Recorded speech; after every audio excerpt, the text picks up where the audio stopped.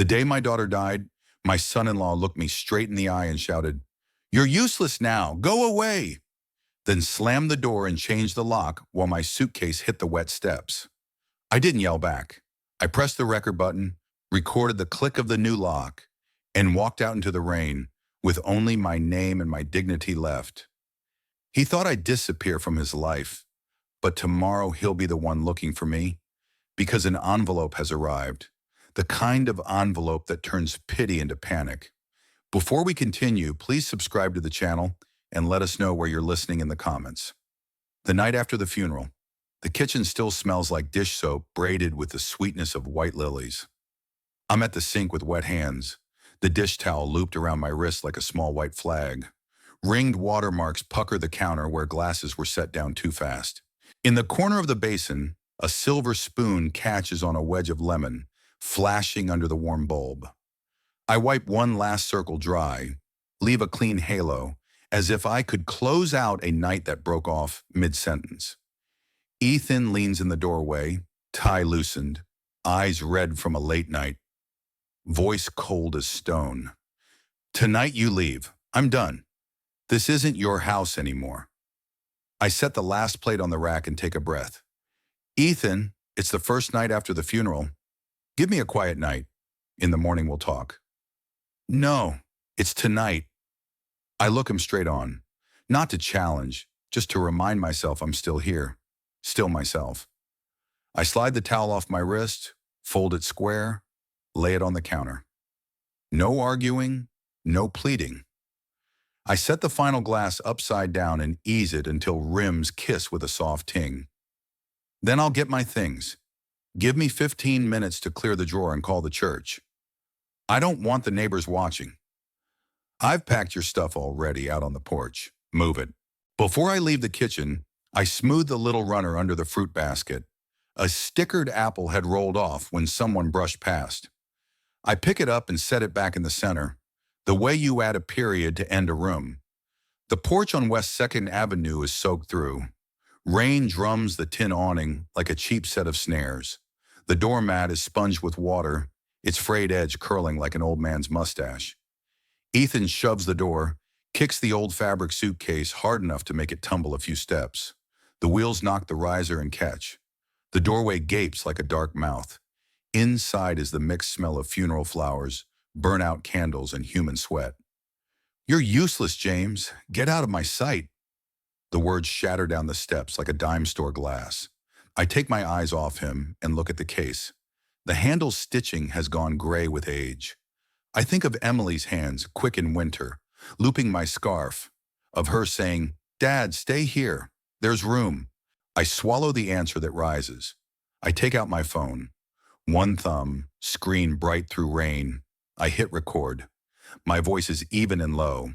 "Front porch, west of 2nd Avenue, night after the funeral. I'm leaving in order." Inside, Ethan is still muttering. Behind me, the new lock turns. Click. That sound slips into the voice memo like a period. I angle the phone away so the rain won't drown it. My fingertip is numb with cold. Across the street, behind a slit in the curtains, Mrs. Linwood watches, her silhouette trembling in the draft. On the right, Roy Benson stands under his garage eave, hand powdered with paint, the sharp smell of it mixing with the weather. They don't speak. They just witness. I stop the recording, bend for the suitcase handle, and bump it down the steps. Each step hits with a wet thunk. The rain slants, knifing my neck. I flip my collar, hunch so the phone stays dry. I turn onto Neal Avenue. The asphalt throws back red and gold dots of taillights. Rain threads toward the storm drains, carrying a few torn lily petals from the wreath someone yanked down. I turn, hold the phone level with my chest. "Front photo 01, I murmur, and shoot. The frame catches the house front, numbers clear, rain beating on the mailbox like a tear. By the walkway, the white wreath lies cocked by the trash can, petals crushed. I pause a beat, feel the urge to tidy it, and don't. I don't let myself look back. A gust shoulders my back, smelling of wet soil and split plastic. I hear Emily teasing, "Never raise your voice at people who don't deserve it, Dad. Just breathe." I do. One, two, three. My chest stops burning. I swipe rain from my face. My palm tastes like salt. I open the map and type Walmart Morse Road. The second hand on my watch nudges forward. I pull my coat tight and quicken my pace. The night is long, but I know I have one job left: to plant proof of my presence somewhere else, somewhere no one can say I vanished. A car plows through a puddle and fans my pant leg. I step back half a foot, watch the red tail lights narrow, then go on. Near midnight, the Walmart lot glows sodium yellow. The rain has thinned to dust. A security car cruises slow, window cracked to let the air pass. The air brings stale bread and wet plastic. I slide the door and go buy a bottle of water and a cheap pastry. The cashier blips the barcode. The scanner chirps. She glances at my wet coat, doesn't ask, just says, "Stay warm, okay?" The receipt curls out warm. I fold it and tuck it into my wallet. Back outside, I ask the guard, "Can I park under that pole? Just one night." He gives me the once-over. Neither cold nor kind. The look of someone who's heard too many late-night stories. Then he points down the row of white-striped poles. "D12, don't run the heater all night. You'll choke the car." "I understand. Thank you. You need anything?" "I'm fine, thanks." I pull in tight to pull D12 and kill the engine. Windows up, the rain smears into hush. I spread my coat across the back seat, tug the suitcase close, thumb the door locks. Everything stills. To my left, a long-haul rig sits idling. A rubber-banded phone in the cab glows dim blue. To my right, a nest of carts rubs a bad wheel, kek, kek, and settles. Cold fogs the glass from inside, feathering white. I breathe on my palms and wait for feeling to return to my thumbs. I crack the suitcase and slide out the small notebook. Journal I won. The cover is wrinkled from damp. The pages inside are dry. I click the pen, the tiny, satisfying snap, and write a few lines, hands shaking but legible. Left the house the night after the funeral. Porch, West 2nd Ave. Mrs. Linwood at the curtains. Roy under garage Eve. Voice memo, 01 caught the lock sound. Shot front photo 01. Now at Walmart Morse Road lot, pole D12. Have receipt County Walmart Y1.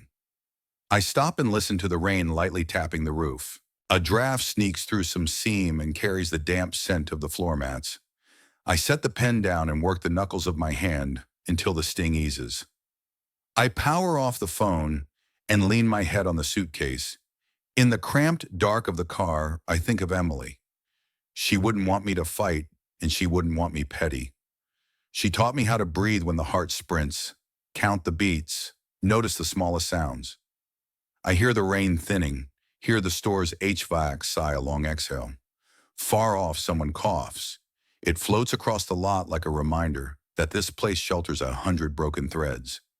Outside, a nightbird skims the canopy, rustles, vanishes. Somewhere a truck turns over, engine heavy like a body's breath. The wind shuttles in a faint coffee smell from the 24-hour counter. I remember I've eaten nothing but that small pastry. Sugar warms my stomach just enough for a short sleep. I lay my hand over my watch. The tick is steady, not hurried, not shaky. And for the first time all day, I sleep. Dawn. The air outside Haven House is damp and cold, like a towel wrung out but not yet dry. People stand shoulder to shoulder beneath a narrow awning, each holding a bag, each holding a story. Someone's cough drags on, folding into the slap of rubber slippers on the vinyl floor inside. I'm near the back of the line, both hands shoved deep in my coat pockets. The rain-slicked poncho on my shoulders sits there like an uninvited hand. On the wall by the door, a white-painted number plate throws back a thin streetlight glow, the color of watered-down milk. A staffer flips the latch and calls out in a voice worn hoarse from shouting all night, "No ID. Go left to register." If you've been here before, keep your spacing. We were over capacity last night. Please work with us. I nod on reflex. Compliance is the fastest way to keep yourself intact. When the line inches forward, I lift my phone and take a quick shot. No faces, just a wide frame with the address plate, the awning spattered with rain, and the line itself. Enough to mark that I stood here on this wet, cold morning. My turn. Name? James Rowan. Have you stayed here before? Last night in my car. Today I'm asking for a single cot. I'll be out early. She checks the board, flips a few pages. Temporary bed section B. Grab breakfast, then come back at 7 to get your card. Thank you. Inside, the place smells of bleach braided with wet plastic and weak coffee. The vinyl floor kisses the soles of wet shoes with a soft chup each step. They're handing out bread and soup. I eat slowly to tell my stomach there is still some kind of order in the world. When the wall clock drifts towards 7, I return to the desk and receive a little chipboard bed card with a marine blue border. I slide it into my wallet like a pebble set down as a marker. Late morning, I walk North High Street. Shops are opening. The door chimes go ting, clipped and polite as people push in. A sidewalk cart breathes out the smell of thin coffee. I buy the cheapest cup. The paper heat in my palm is a right-time kindness. The receipt curls out. Paper thin as a sigh. I fold it, tuck it in my wallet. No need to say my name out loud to anyone. It's enough to keep a timestamp of where I was at noon. Help wanted signs cling to storefront glass with strips of yellowing tape. Part-time stock. Dishwasher. Handyman. Need someone who can drill and hang hinges. I pull my notebook and write down 3 addresses, leaving a small blank space after each to mark status later. A young manager glances past my shoulder, polite, distant. You hiring part-time? I ask. Do you have references? I can give you numbers from a couple folks at the church. I used to do maintenance. Shoot an email, please. He taps a printed sheet with an address. I get it. Everybody wants things routed through a mailbox so they don't have to touch someone else's story in person. I nod, pocket the notebook, move off the glass. The coffee is already half cold. That blandness will keep my head clear until afternoon. Early afternoon, I sit on a park bench in Goodale Park. Wet leaves cling to the slats like old stamps. The pond lies flat as unused paper. My stomach complains softly. From the other side of the bench, an older woman lifts a bakery-wrapped loaf. She peers at me over thin frames. You look hungry, she says, not prying, not pitying. I'm all right, thank you. Split it with me. I can't finish it. I hesitate. Sometimes kindness is harder to receive than to give. But I remember today's simple target. Survive by small disciplines. Don't let pride starve you. I nod. Thank you. The bread is dry, but the peanut butter makes my throat behave. She tells me she walks a loop every afternoon and counts the ducks to make sure they're paired up. Things that come in pairs feel less lonely, she says, eyes wry with humor. I laugh for the first time today. I open the notebook and add a short line. Kindness is a kind of evidence too, a proof I haven't disappeared. I close it and look at the pond. My phone buzzes in my pocket, just a weather alert. My shoulders loosen. I don't call anyone, especially not the person who changed the locks on my house. Toward evening, I swing back toward West 2nd Avenue and stop at the head of the block. I'm not foolish enough to step into that street again. I only want to catch Roy at the paint and hardware store where he buys his supplies. Roy spots me and flinches. The way you do when you see a familiar face from the evening news. James. I don't even know what to say. You don't have to say much. Just, what happened out there after that night? He glances around as if the sidewalk doesn't already know. I saw a big roll-off dumpster out front. People were pushing stuff out fast. A city truck sat there a while, and a guy with a clipboard paced back and forth. I didn't want to look close. I understand. Thanks for telling me. I don't want to get dragged into your family business, Roy says, voice dropping. I've got to make a run to the site across the way. I know. Go on. I open the notebook and record exactly what he said. Construction dumpster, a city vehicle, a man with a clipboard. Add the date and a general location. No speculation, no garnish. Just a note so that tomorrow, if someone asks, I can open my book instead of my mouth. On the walk back, a gust empties the last drops from the trees down the back of my collar. I lengthen my stride. Across the street, a moving truck rolls slow, cargo door cracked, ratchet straps slung like stray notes. I don't stop to look. Some things hurt more the longer you watch. Dusk. I return to Haven House. The dinner line snakes around the lobby. Plastic trays knocked together. Cack, cack. A middle-aged couple argue over a bunk. Security steps in, voice low and firm. Everybody's tired. Don't make the day worse. I take my place at the end and lay my palm flat on the tray, letting the warmth creep into me like a small flame. When I reach the front, I choose soup with more greens and add a banana. I sit at the far end, back against a pillar. My mind dries out and steadies. I check the photo from Dawn. The wide shot has the awning and address plate. I zoom in on a corner. A raindrop clings to the lip of a number. I put the phone away, pull my wallet, and touch the small square of paper folded into quarters. The coffee receipt from noon is still there. I reopen the notebook, review the 3 job addresses, add priority marks. At the bottom I write, no begging calls, knock during business hours only. Tonight before I sleep, I'll copy the day's pieces onto a little thumb drive and slide it into the suitcase. A new habit with a clear purpose. It keeps my story from being written by somebody else. A man older than me sets his tray on the table across and asks gently, "First night?" "Just got here," I say. "If section B fills, ask to switch to the bottom bunk in A. It's near the exit, quieter." "I'll remember, thank you." He nods and eats slowly, like he's counting each spoonful. In here, everyone has a private method for getting through a day. Some count spoons, some count steps, some count their own breaths. When the dorm lights go soft yellow, the room's murmur ebbs. Bleach gives way to old blanket and the damp of raincoats hung on the rail. I stash my suitcase tight against the bottom bunk and hide the notebook in the inner pocket. My phone charges off a frayed cable.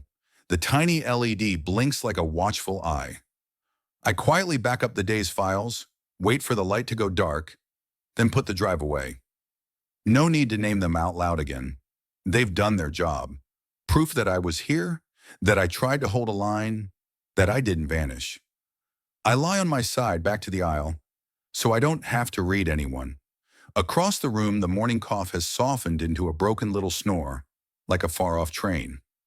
I think of the park lady and her line, "Things that come in pairs feel less lonely." I don't have anyone sitting beside me now, but I do have 3 small tiles from today.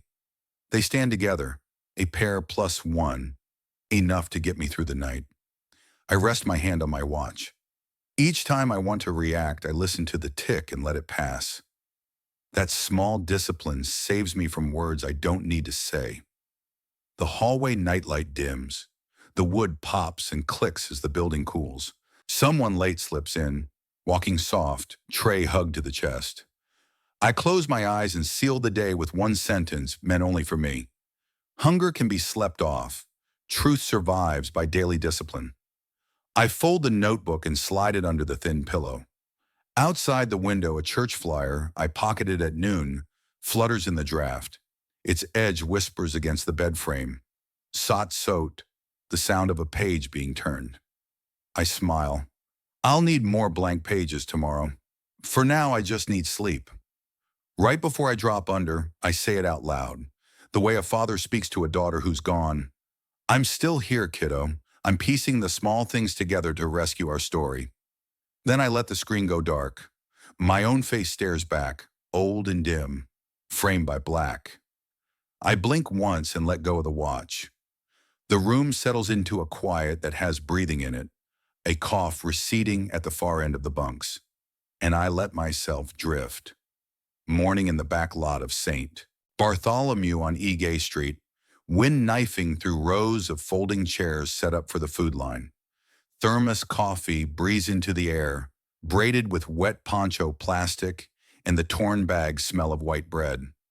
I stand tucked under the eave, soft suitcase leaned against my shin.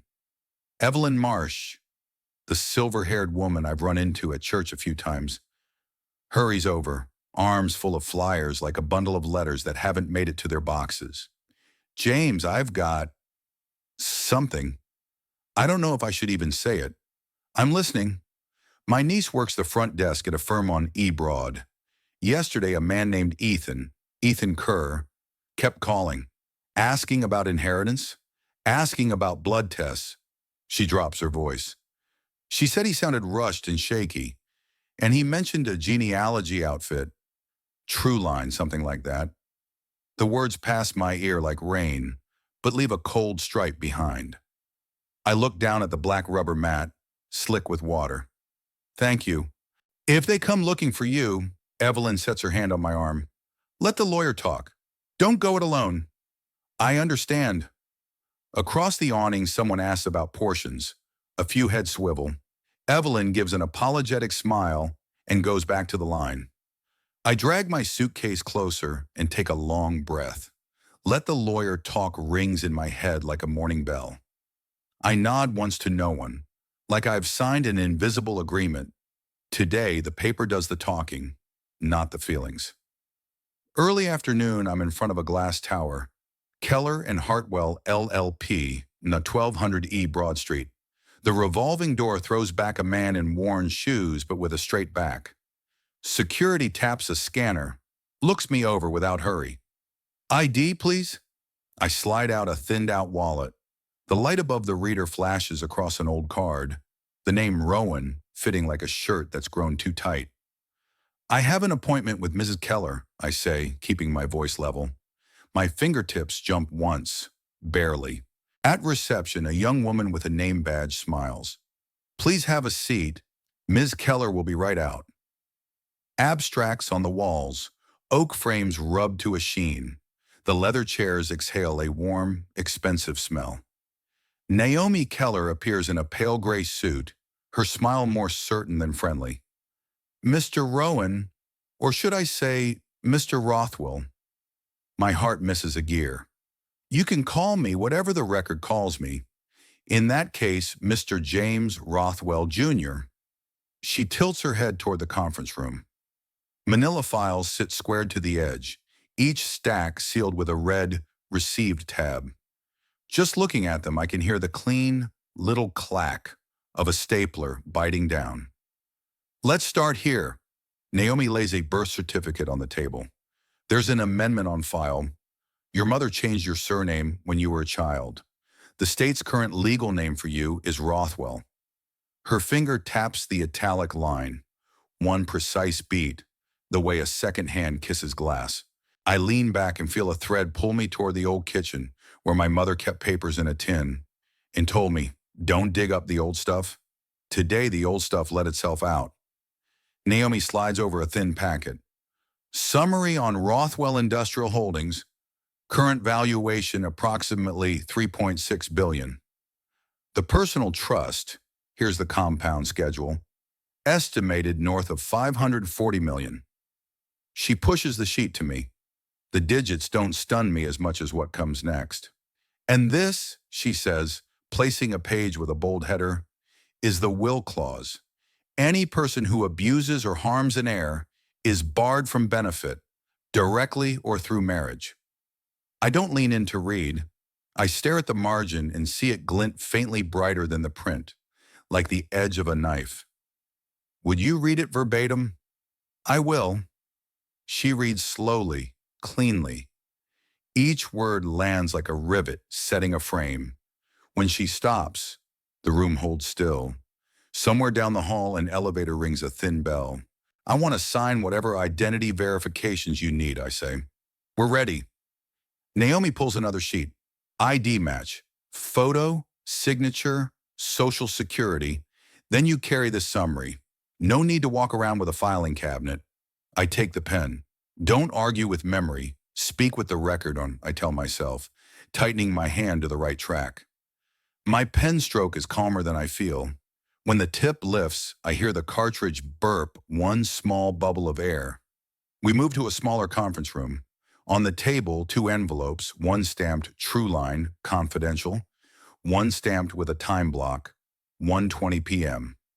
Naomi cracks the second and angles it so I can see the transmittal slip. The red timestamp is as blunt as a boot print in snow. This is our time mark. 1:20, I read. The watch on my wrist gets heavier by a hair. That's when he received it? Correct. And from that minute forward, we logged at least 8 calls from Mr. Ethan's number to our main line. She flips to the call log. His messages circle the same themes. Locate kin. Adjust access to assets if next of kin lacks capacity. Guardianship, I say quietly. The word hits the table without a sound and still lands heavy. Naomi slides the True Line summary across. He retained them to sniff for money on the wife's side. That's how the notes read. We, however, have our own verification stack. You don't need to digest it all today. You only need to understand. The file calls you by your correct name, and the time marks are locked. I'll let the paper speak. I study the dark wood grain running dead straight, like a road that's just been plowed clean of snow. Late afternoon, we wait for the elevator. Lights puddle on polished stone. My phone rattles with an unknown number. Naomi gives the slightest shake of her head. I let it ring out. The glass goes black again. Ground rules, she says. All contact routes through me or this office. You do not meet Ethan alone. You do not text, and you do not let feelings steer. They'll try many doors, family, neighbors, church. You have one door. Please contact my attorney. I understand. One more thing. She hands me a slim folder preloaded with copies. The amended birth certificate page, the will clause, the sealed 1:20 time mark, and 2 pages on the company. Enough to carry the picture without carrying the archive. We've booked a room for you at the Marlowe on N High Street. Rest tonight. Tomorrow we plan next steps. I nod. The elevator opens. In the brushed steel, I catch my face, blurred by breath, then resolute again. The man in the mirror isn't useless. He just found his right name. Night. I step into my room at the Marlowe. New carpet smells like a book that hasn't been cracked. The HVAC breathes evenly, a temperature that keeps the cold off without fogging the mind. I slide the suitcase beside the chair, unlace rain-wet shoes, spread my socks over the table edge to dry. At the desk, I open the folder. I read slow. The trust summary is a set of numbers that breathe, not for bragging, but for shielding. The will clause is a fence made of words. I lay that page on top and smooth the edge with my palm. The one who sneered yesterday can learn to fear a received stamp today, I remind myself. Not for gloating, but to keep from softening into the old habit of paying to save someone from debts they made. I look out the window. N High Street drifts by like pencil lines smudged with a fingertip. Emily used to stand at hotel windows, watch people, and guess their stories.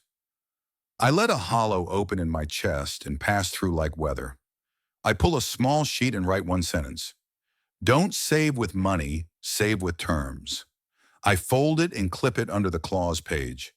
In the corner, the digital clock blinks the minutes. 1:20 is past, but it stands upright in the day like a milepost, the moment when the story stopped absorbing and began to turn. I gather the copies into a manila, press the flap, slide it under the room safe. The registration slip sits under the glass blotter, one more small proof that I've stepped into a different tempo. I lock my phone and switch on the lamp. The light lays a river across the wood. James Rothwell Jr., I say softly, trying the name the way you tune an old instrument, strange and right. I tip my head back. Signatures, red stamps, time marks, they all run together now like the steady hush of the air unit. I won't save you with money, I tell the darkroom, a message for a man somewhere in Columbus who's pacing hot. I'll save our story with law and with fact. I turn out the light. Outside, N High Street whispers like far surf. I set my hand on my watch. The tick answers me, measured, unbothered. Tonight, for the first time in weeks, I don't dream about locks. I sleep and let tomorrow arrive exactly when it should. When the man who once ran me off starts to get scared, I don't change my tone. I keep the rules exactly the same. Morning. The steps of St. Bartholomew on East Gay Street are beaded with dew. The church door gives a short ting each time someone pushes the heavy wood open. Thermos coffee drifts into the leftover scent of damp raincoats and last night's candles. I stand across the street, tucked behind a lamppost, my hand resting on the suitcase handle the way you rest a palm on your own breath. That's when I see Ethan. He comes around the corner, tie crooked, eyes bruised with lack of sleep. In his hand, a glossy print, probably pulled from some old family album. He holds it out to people lined up for breakfast, voice urgent. "Have you seen this old man? Has he come through here? I'm worried about him." Some shake their heads, some turn away. A few volunteers fumble but keep passing out bread. I hear someone murmur, "Let folks eat first, man." I lift my phone to chest height and take a wide shot of the steps and awning. No faces. The frame holds wet stone, long shadows, the church sign catching light. I name it in my head and pocket the phone. That's when Father Gabriel Alvarez steps outside, fingers curled lightly on the rail, voice low but caring. "You may not disrupt people seeking help or the volunteers. If you're looking for a relative, contact the office or the police and follow procedure." Ethan manages a pinched smile. "I'm just worried about my father-in-law." Father answers slowly, "Don't turn the church steps into an interrogation. Everyone here is trying to have a little peace." From the vestibule, Evelyn Marsh angles her body to shield a young volunteer whose hands are shaking as she passes bread. I jot a quick line in my notebook. "Father warns not to harass church steps this morning." Then I turn away, slip up the north row of buildings. I don't need a confrontation. I need a fence made of evidence and of distance. Early afternoon, I'm back at the glass tower on East Broad. Keller and Hartwell. Reception is lit up, 3 lines blinking. "Lines are tied up," the attendant says. "Ms. Keller will be with you shortly." I nod and take a leather chair opposite an abstract. The shine off the oak paneling smooths the morning's edges like a wiped, dry rain streak. Naomi Keller appears with that confident smile. "Come in."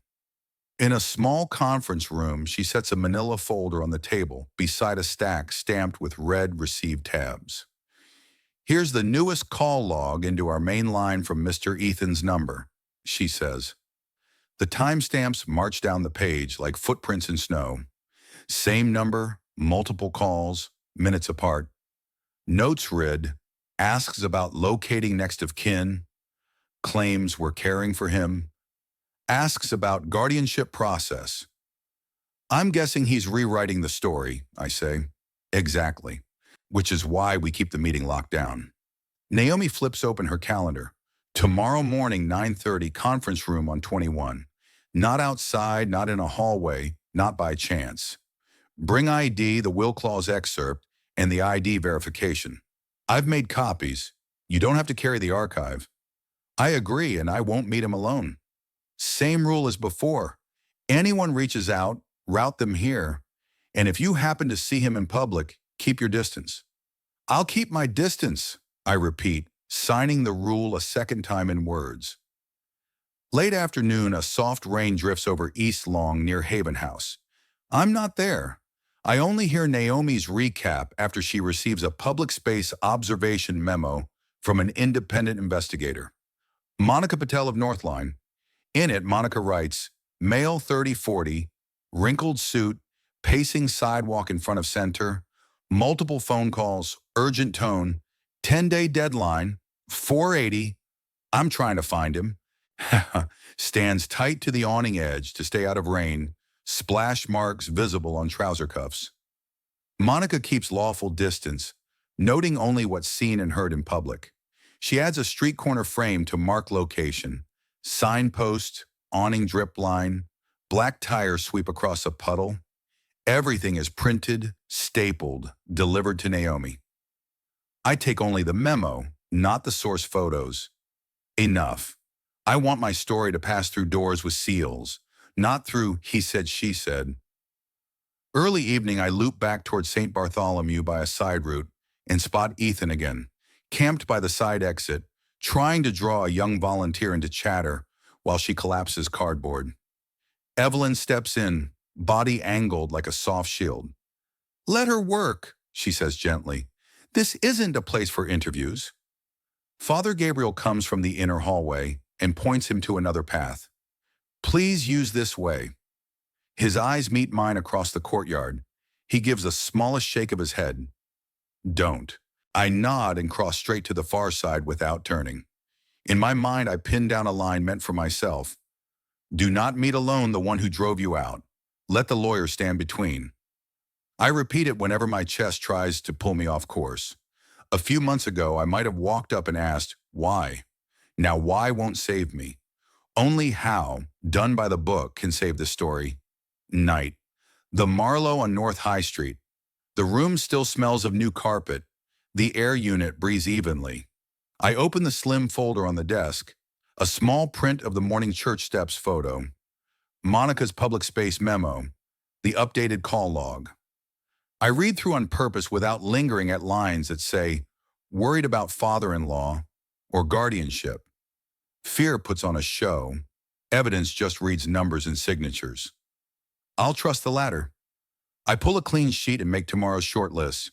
3 items: signed ID verification, will clause excerpt, trust summary. I slide them into a manila set of staple. Set. The tiny clack pops in the room like an old door, oiled, dropping into the right track. I center the folder under the lamp. The light draws a gold rectangle on the wood, a small stage where tomorrow only documents get to speak. I lean back and watch through the glass. N High Street smears lines of light. A bus sighs to a stop, then pushes off. A swell of Emily comes up, sudden and whole. She used to tell me, "Don't make yourself invisible. Stand up and call things by their right names." I touch my watch. The tick is calm. I close my eyes and let the grief pass over me like a train's rain through a covered platform. Rushing and then gone. My phone buzzes once. Unknown number. I look and let it die. I add one last line in the margin. "When they hunt you, let the community bear witness and the paperwork be the fence." I fold the slip and tuck it into the folder. No callback, no explanation. In the dark, I listen to the city breathe. Somewhere not far, Ethan is probably still dialing, still playing. I'm worried about my father-in-law, but the door for back and forth is shut. There's only one door lit on the 21st floor. I pull up the covers and let the watch run at its pace. The rules are already on the table. All I have to do is sleep enough to say them clean in the morning. Please contact my attorney. Morning. The thick carpet at Keller and Hartwell turns footsteps into little dots. I arrive on time. On the glass table, a guest book lies open, pen clipped to the edge. I write my name and sign. The ink drinks into the grain and leaves a steadier hand than the one inside my chest. To the left, an empty chair shows a damp sheen on the armrest. Ethan sat there, I can tell, because the front desk still has his half-empty water cup, a faint tremble of lip marks on the plastic rim. The revolving door grinds softly. Ethan materializes and walks over, hands tucked in as if to warm them. "James, Dad." He corrects himself fast, softens his tone. "I've been looking for you for weeks. I've been worried sick." I look straight at him without leaning either way. "Everything gets said in the conference room." The receptionist glances up, polite but firm. "Please wait for counsel. Phone's on silent." "We can do this right here, quick." Ethan lowers his voice, eyes shining. "It's urgent. Naomi Keller steps out at that moment, her pale gray suit neatly blocking off every detour. "Good morning, Mr. Kerr, Mr. Rothwell. All exchanges happen in a conference room with someone taking the minutes. Right this way." I nod and follow Naomi into the elevator. The steel doors close and seal off Ethan's breathless whisper the way you shut out a draft. Conference room B is staged before the hour. Oak table, leather chairs, even light like a song without a crescendo. Naomi opens a manila folder and fans 3 documents onto the table in order. Will clause O1, trust summaries O1, company briefs Sean. In the corner sits the ID verification sheet. Beneath it, my one-pager, 3 bullet points in block print. 1, confirm legal status. 2, read clause. 3, decline debt payment. I read them again, each word a step, step right, and you arrive. Out in the hall, there's a quick, mistaken knock. An assistant cracks the door. Mr. Kerr went to the wrong room. We've moved him to A. Naomi gives a small smile and closes the folder. Ready? I'm ready. Remember, speak in documents. I nod. My daughter Emily flickers across the mind's glass, the way she smiled whenever I was tempted to let something unfair slide. Don't bend to injustice, Dad, she used to say. I set my fingertips on the table edge, then let go. Naomi opens the door. Please come with me to room A. Conference room A is larger, 1 glass wall looking down over East Broad, drifting slow. Ethan stands so fast his chair skates. Dad, I'm sorry, I was in shock that night. I said stupid things. I just want you home. I'll take care of you. He steps toward me, hand extended to my sleeve. No touching, I say, quiet but clear. We have counsel here. Naomi pulls out chairs, her voice procedural. Before we begin, identity check. This is ID Verify 01. Signatures and documents match. Mr. Rothwell is the lawful heir under the record in the will. Now context, over recent weeks our switchboard has received multiple calls from Mr. Kerr's number. She places a printout beside the file. Here's the latest summary. Call log law firm, row 2. Ethan glances, lips tightening. I called because I was worried. I talked to the church, the neighborhood officers. I just wanted to make sure he was safe. You used the word guardianship in those calls, Naomi says without lifting her eyes from the page. He flinches. I only asked about the process in case he was unwell. I'm not unwell, I say, and I'm not incapacitated.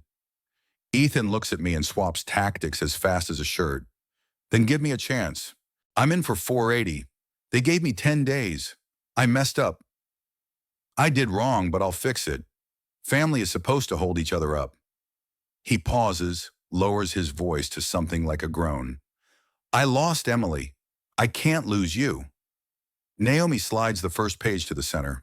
The red received tab blinks like a small eye. Mr. Rothwell. I set a fingertip on the paper's edge. This is Will Clause 01, a clause in the will. I'll read a section. I read slowly, each word clean, no adjectives added. The room is just paper whisper and the HVAC breathing. When I reach barred from benefiting if the air is abused, I stop and push the page toward Ethan. He bends over it, eyes sweeping the bold line. His face shifts shade with the reading. What? What does that mean? It means, I say, what you did the night we buried my daughter, shoving me out to the porch, changing the locks, the insults, is enough for the law to call it abuse. And this clause bars you from profiting from my estate, directly or indirectly. He swallows dry. I was wrong. I was cornered, but I'm still family. I'm not debating feelings, I say. I'm speaking in the record. Naomi turns to Trust Summary 01. This is the personal trust summary. These numbers are not cash on hand for anyone. They come with obligations, conditions, and especially the clause Mr. Rothwell just read. I don't need rights, Ethan blurts. Just a loan, and I'll pay it back. I'll sign anything. I'll do anything. I meet his eyes. I will not pay your gambling debt. Dad! He breaks, tears hanging at the corner, voice ripping like paper. They won't leave me alone. I owe the kind of people you don't owe. Every night I see Emily. I swear I'll spend the rest of my life making this right with you. I don't need an oath, I say. I need respect. And you threw it off the porch the night of the funeral. Ethan turns to Naomi and grabs for any rung left. Counselor, isn't there any humane option? Can't a family? There are options, Naomi answers neutral, but not here, and not against the clause. My job is to keep the process right, not negotiate feelings. She taps her pen once. Click. A coda to a mangled bar. Mr. Rothwell, please continue. I pick up company brief 01 and point to the header. Rothwell Industrial Holdings. This is not a vault to pull cash from to fix mistakes. It's a responsibility I have to set right. I don't pay for contempt. Ethan chokes. Just time, 30 days, 20, 10. I can work for you. Clean records, anything. I just need something on paper so they don't knock on my door. No, I say, final. The word hits the table like a seal. No saving with money, no saving with promises. If you need help, I can refer legal aid or debt counseling, but I am not a wallet. He pants like someone who sprinted the last flight. You want me to die? I want you to live decently, I say. That starts with owning what you did. I'll own it. I'll sign whatever. The only paper getting signed today is the meeting record, Naomi says before the talk slides off track. She tilts her pad so I can read the heading. Notes Meeting 01. I've written refusal grounded in will clause, 01. Ethan's voice flips, a folding knife opened the wrong way. I know you slept in a parking lot. I can tell people you abandoned the house. I have pictures. You standing outside a store. Naomi lifts her head at once. Mr. Kerr, final warning. Threats, defamation, or disruption, end this meeting immediately and shift contact to security. I look at him. No anger. If you tell it, I will open the file. It contains a photo of you on the church steps, notes from Father and from Evelyn, the call log from your phone to this office, and the 1:20 p.m. envelope timestamp. Truth doesn't need to shout. It needs a time mark and a signature. He goes quiet. His jaw quivers. His hand gropes for the table's edge like a shore, and it's suddenly plain. Fear turns people into actors. Records don't act. Today the lead is the stack of paper on this oak. Naomi closes each sheet and nests them back in order. We'll close by procedure. Mr. Rothwell, please sign acknowledging the contents presented and review your copies. Mr. Kerr, please acknowledge you've been advised of the relevant clause and have no claim to demand further within the estate framework. I take the pen. The line runs straight, steady. Ethan makes one last grab. Dad, just say, I understand. And I look up. Respect is the only thing I ever needed, and you threw it away. I set the pen down. All further contact goes through counsel. Naomi rises, gathers the file, and signals to the assistant. The door handle meets steel with a small, exact click. Ethan sinks back, eye sockets hollowing, palms over his face. There's nothing left on the table that needs an answer. I stand first, slide my chair back into its lane. Thank you, I say to Naomi, only that. The 21st floor corridor is strangely calm. Polished oak and chilled air clear the head like glass. I hold the folder to my chest and walk toward the elevators. The hall mirror gives back a man standing straight whose eyes have stopped hunting for an explanation. The door is open. I step in and turn. Naomi nods once. A last stamp. The door is shut, leaving a man bent over a chair on the other side. In the car, I lay my hand across the manila and feel the square corners. 4 corners of a room already put in order. The watch ticks evenly, neither hurried nor shaking. When the car settles at the lobby, I know I've taken the last step on this staircase. Today, nobody has to believe me. The clause spoke for everything. The next morning, wind off the Scioto pushes up to the balcony on North High Street. Fresh rain mixing with first coffee. I slide the door open and set a manila folder on the outdoor table. Inside is an internal release, press release RIH 01, announcing the Emily Rowan Fund. The headline is bold. The voice is quiet, the kind that refuses fireworks. I skim the pledge to underwrite temporary shelter and job counseling for people who've slipped out of place. My watch hesitates a beat, then settles back into rhythm. Under thin sun, the river glitters. I rest my hand on the folder's edge. Today is for the ones standing in line the way I once did, I say. My voice is even as the water. I clear a square of tabletop and lay down a note. 3 short lines in block print. Same style as the day I walked into room B on the 21st floor. 1. No fanfare. 2. Help that's real and measurable. 3. No recipient names attached. That's the new rule set. The ego doesn't get to take selfies with kindness. I take one photo of the view before I leave. The river a thin strip of silver, dew on the railing mirroring the city's cooled steel heart. Phone away, lock the door, step into the elevator, and listen to the cable hum like a violin being tuned. Almost noon, the conference room at RIH is lit. Glass walls reflect leather chairs. Polished oak mingles with the soft breath of HVAC. Naomi sets a slim packet in front of me. Emily, Fund Charter, '01. Here's the charter, she says. Purpose, scope, independent audit. First disbursement projected at $150,000. A communications manager asks, do you want to go big? Press, interviews, so the community hears? I shake my head. Let outcomes speak. The best answer is a paid invoice landing where it needs to. The grant's lead follows up. What are the opening success metrics? Beds that stay open during cold snaps, I say. How many job counseling sessions held? How many interviews scheduled? How many people receive their first pay card? Don't count views, count warm dinners and real hours worked. Naomi smiles small. Agreed. We'll keep the public note minimal and share the rest internally. And remember, I add, no identifying photos. My staple line is, the most durable justice doesn't need applause. It needs the right bills paid to the right place. I sign at the bottom of Emily Fund Charter '01. The pen clicks once before the stroke, like a knuckle on a door to the past. I'm not signing to show off. I'm signing so someone else can walk through a door and not stand out in the rain. Afternoon, I head to Haven House on East Long Street. The threshold that used to be damp is dry. The familiar cleanser scent lifts through the lobby, and at the meal window, the warm coffee smell pushes back the cold, trapped in latecomers' coats. The shelter lead, a man around 50 in a simple tie, greets me, awkward.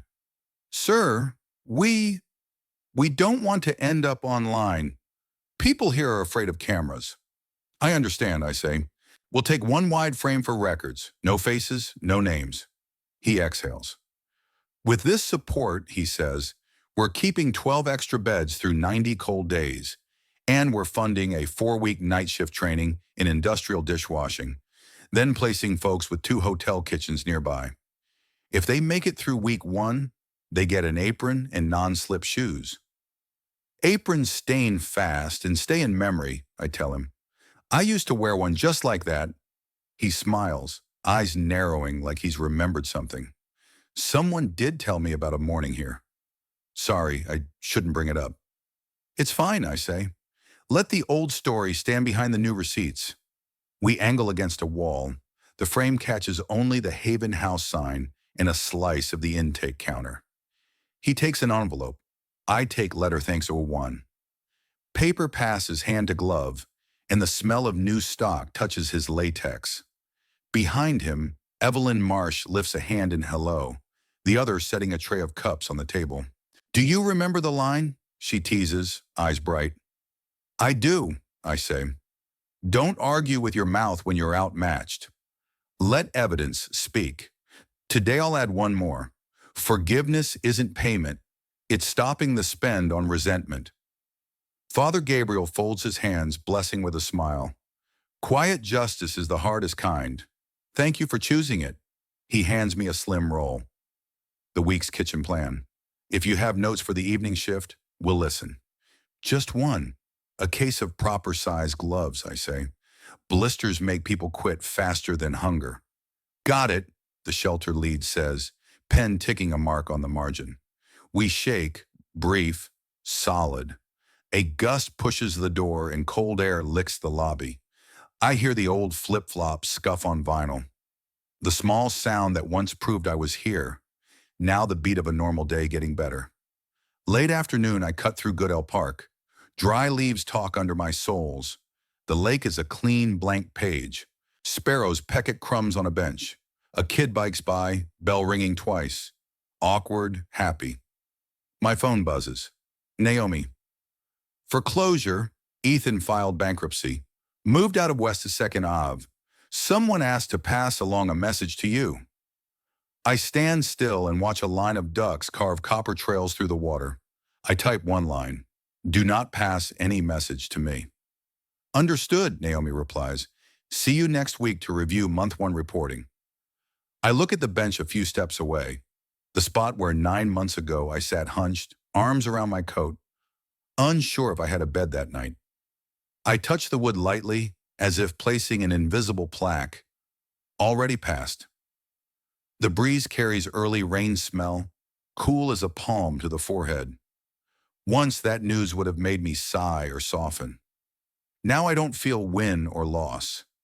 I see a period placed where a run-on sentence needed one. Dusk.